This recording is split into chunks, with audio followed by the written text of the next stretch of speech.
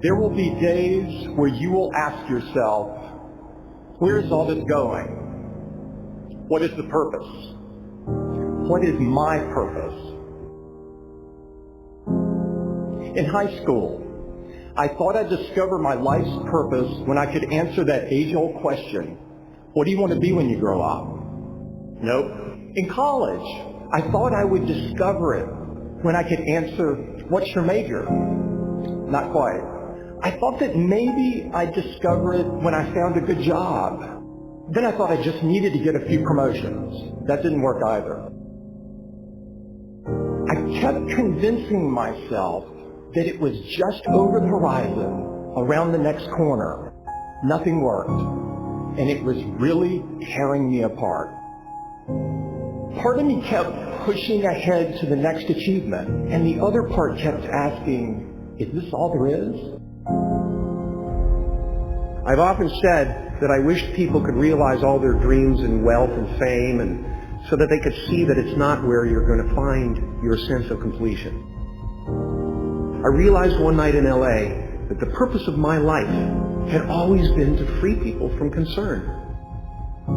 I can tell you from experience, the effect you have on others is the most valuable currency there is. When you work towards something greater than yourself, you find meaning, you find purpose. When you keep people at the center of what you do, it can have an enormous impact. All life is interrelated. We are all bound together into a single garment of destiny.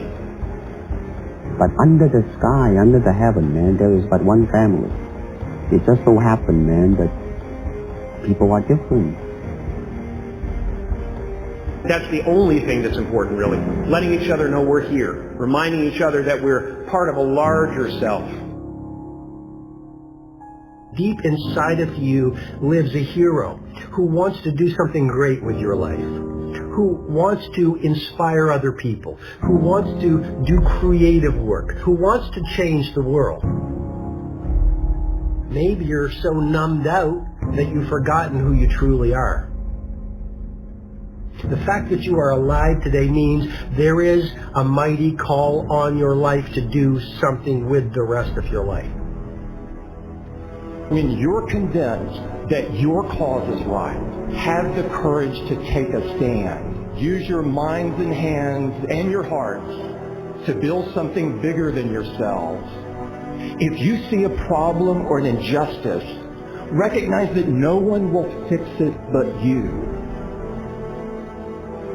A change in the world that seems so clear that you are sure someone else is going to do it. But they're not. You will. Ideas don't come out fully formed. They only become clear as you work on them. You just have to get started. How will you serve the world? What do they need that your talent can provide? That's all you have to figure out. I want to do good. I want the world to be better because I was here. I want my life, I want my work, I want it to mean something. If you are not making someone else's life better, then you're wasting your time.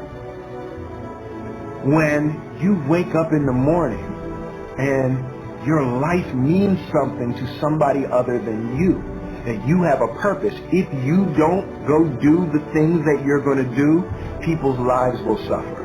To live in service, not to you, but to live in service to humanity, to live in service to your family, to your church, to your city, to your country, to the world, that is the purest form of joy. Tear down that mirror that makes you always look at yourself, and you will be able to look beyond that mirror, and you will see the millions of people that need your help. Reaching out and helping people will bring you more satisfaction than anything else you've ever done. Measure your impact on humanity not in lives, but in the lives you touch. Not in popularity, but in the people you serve. There is so much out there conspiring to make you cynical. People will try to convince you that you should keep your empathy out of your career. Don't let that noise knock you off course. I found that my life got bigger when I stopped caring what other people thought about me. Yours will too. Stay focused on what really matters. When I look around, I always learn something, and that is to be always yourself, and to express yourself, to have faith in yourself, to express oneself honestly, not lying to oneself, and to express myself honestly. That, my friend, is very hard to do. Everything you gain in life will rot and fall apart, and all that will be left of you is what was in your heart. Don't let anything stand in the way of the light that shines through this form. Risk being seen in all of your glory. You are ready and able to do beautiful things in this world. You will only ever have two choices, love or fear. Choose love, and don't ever let fear turn you against your playful heart. Many things can contribute to our not approving our dreams, our not feeling good enough. A lot of things can contribute to that. Many of us never live up to our potential or don't approve ourselves because we never had anybody to believe in us. Looking at some of the things that keep us from approving ourselves, that we've all done some things that we don't feel good about. Things that if we had to do those things over again, we would not do those things, or we would do things differently. So part of what we must do in order to begin to move into your greatness, you got to remove a major energy block, and that is dealing with the issue of forgiveness. People that have hurt you, someone who's done you wrong, make a list, and things that you have done that you feel bad about, that you regret. Make a list. There may be a time when you weren't a good father or a good mother or a good brother or sister, or you were a bad child, or you didn't do a good job, or you lied, or you were dishonest, or you stole. No one knows this but you, or something you feel good about, so you know, there's a real dog in me to do that. Something you just really regret. So we make a list of all those things. All of us have some of that. Somebody said there's some good in the worst of us and some bad in the best of us. So none of us escape. Now here's something I want you to do. I want you to become involved in an active process to get some clutter out of your life. So if there's any area in your life that you need to clean up, there's some people who's cluttering up your life. They serve no purpose whatsoever. They're just holding and occupying the space that somebody useful, positive, nurturing, and contributing could be holding that space. You don't even have time to look to see what else is out there because you all have all of these people surrounding you that's not enabling you to grow. So look at what is it I need to get out of my life. Just start cleaning this stuff out. See, whatever you have in your environment is a reflection of your consciousness. So you got all that chaos there. That represents some disorganized, cluttered section of your mind. So let's get all that out of there, all right?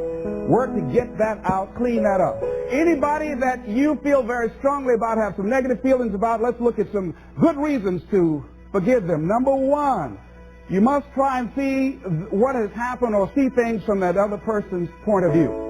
Let's look at it from their point of view. That's one area. That's number one. Then number two, holding a grudge hurts you. It doesn't hurt them. So just for good health and peace of mind, let it go. Any feeling of resentment or anger or hatred is called to me the load of bitterness within.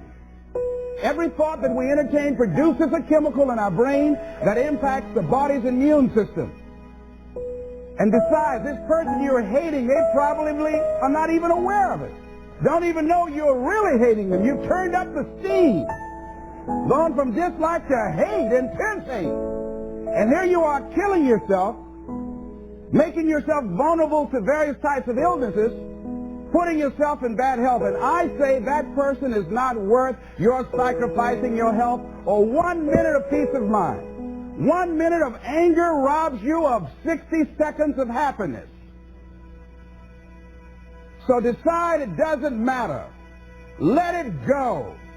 and experience the dignity and the magnanimous sense of character of being big enough to move on and get on with your life, letting it go so you can grow.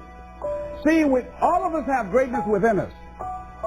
But when you don't come to grips with your greatness and you don't work to develop it, if you're not seeking it out, if you're not finding where it is, if you're not trying to locate it, if you're not experimenting with your life to try and find out what fits for you, I'm saying that you're positioning yourself to be a miserable person, an unfulfilled person. How else do we do it? Procrastination. We just put things off over and over and over again. Why? Because we haven't accepted it. We don't feel deserving. We don't feel that we're good enough. So we sabotage ourselves by not ever taking care of business. We get real busy doing a lot of things. Well, we don't have any time. We start doing so many things, we just give our time away until we don't have any time for ourselves or any time to do the things that we want to do. And every time you put it off and move it back, oh, I'll do it one day, oh yeah, I'm going to get to it. I'm saying to you that one day you look around and there goes a year, there goes 2 years, there goes 3 years. So if there's something you want to do it now. Do it right now. Don't put it off. Start right now where you are. There will never be a perfect, ideal time. Whatever you have going for you right now, that's enough. Work on that idea. Work on it, work on it, work on it. Watch out with the relationships you have. What kind of person are you becoming because of the relationships that you have right now? Do those people contribute to you? Do they help you grow and develop yourself? What kind of person are you becoming? People who have not accepted greatness for themselves, these people don't study, ladies and gentlemen. These people don't study. They don't have time for personal growth and development. They don't have time to work on their minds. No, they don't have time for that. Too busy for that. To determine the height of your self-approval, it's important that you evaluate yourself because you know you quite well, but it's almost impossible to do it totally by yourself. You must get some caring feedback. Find somebody close enough to you that has observed you or been around you that you value their opinion and ask them, how do they see you? How do they rate you in terms of your self-esteem? And then compare what you have with what they say.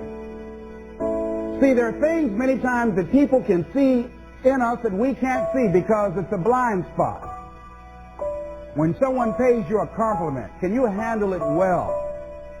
Can you handle compliments well? That's a good barometer about your self-esteem. Can you handle criticism well?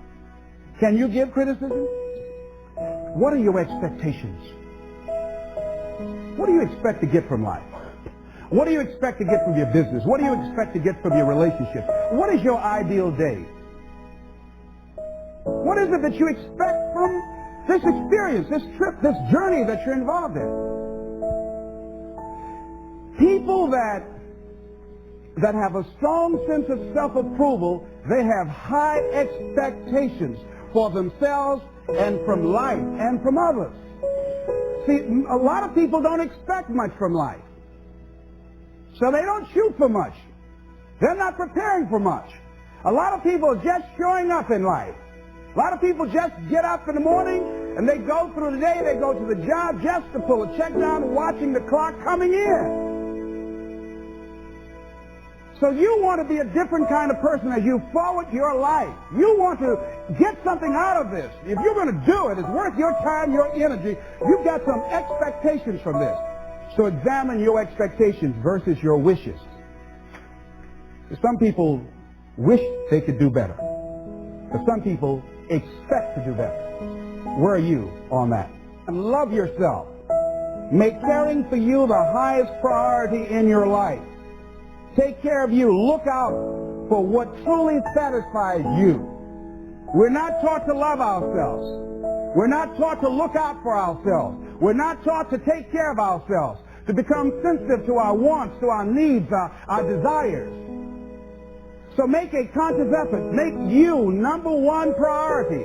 Your peace of mind. Your health is more important than your family and any and everybody. Because if you don't have peace of mind, if you don't have your health, you can't serve anybody. Don't neglect yourself. A lot of us, and particularly ladies, have been groomed to be sacrificial lambs, putting their dreams on the back burner in deference to their children's dreams or their husband's dreams or their family's dreams, and forget about themselves.